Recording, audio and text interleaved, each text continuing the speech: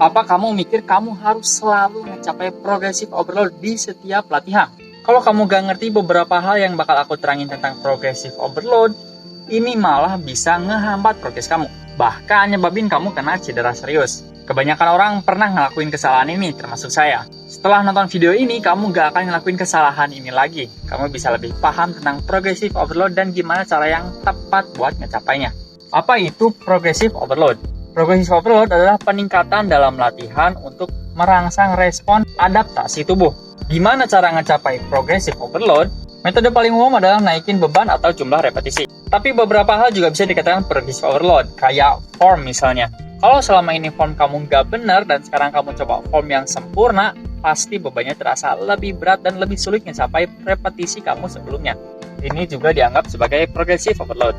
Bahkan menurut aku ini perlu didahulukan daripada progressive overload yang lain. Progressive overload lainnya adalah fatigue atau rasa lelah. Kalau kamu ngelakuin suatu gerakan dengan kondisi lebih kelelahan dari biasanya, tapi kamu masih bisa ngelakuin gerakan dengan beban dan jumlah repetisi yang sama, ini bisa dikatakan progressive overload. Terakhir, set.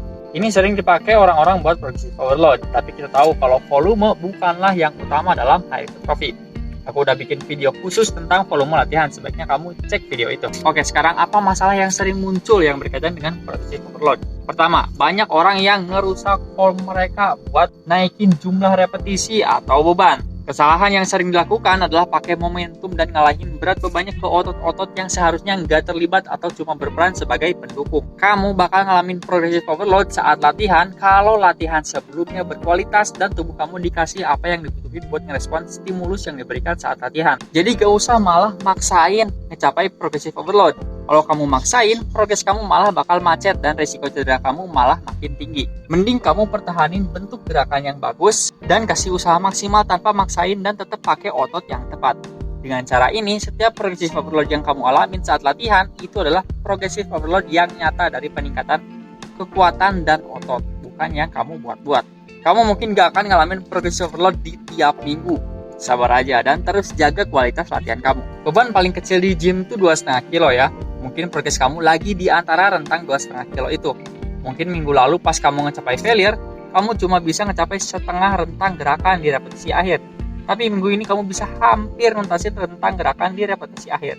Itu juga bisa jadi indikasi progressive overload. Jangan berekspektasi bakal ngecapai new PR di tiap latihan karena kamu bakal dapat dampak negatif kayak yang aku jelasin sebelumnya. Rekam latihan kamu biar kamu tahu gerakan kamu benar atau enggak. Percaya sama aku, walaupun kamu ngerasa gerakan kamu sempurna, setelah lihat rekamannya, kamu mungkin bakal nemuin beberapa kesalahan. Atau hire trainer aja dari GPT, biar gerakan kamu selalu ada yang ngawasin dan dikasih tahu ketika formnya mulai jelek. Kalau kamu berminat, klik aja link di bio atau deskripsi.